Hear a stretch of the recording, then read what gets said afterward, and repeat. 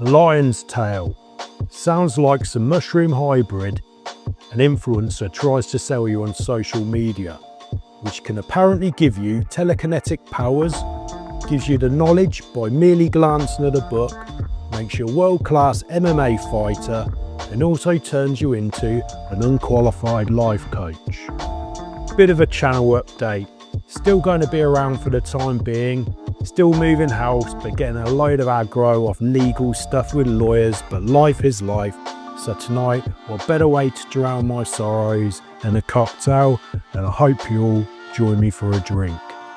The ingredient lineup: Bourbon Whiskey, Allspice Dram, simple syrup, fresh lime juice and Angostura bitters. And a question to my viewers, what is your go-to bourbon? Since I know you probably get the impression by now I'm a bit of a Buffalo Trace and Four Roses fanboy. Let's kick this one off by adding 2 ounces of 60ml of bourbon whiskey.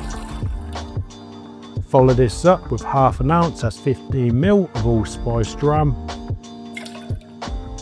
Then add half an ounce, that's 15ml of fresh lime juice. Want to add a Barspoon of simple syrup. Then 2 dashes of Angostura bitters. Add ice and then shake for around 10 to 15 seconds.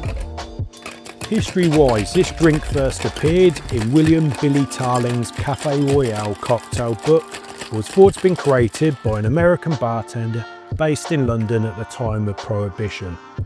Twisting the lion's tail was apparently an American slang word for wine that British people like myself, which they attempt to do nowadays by insulting our lovely food on social media when I have such culinary delight as chicken in a can, cheese in a can, plus cereals that give you diabetes.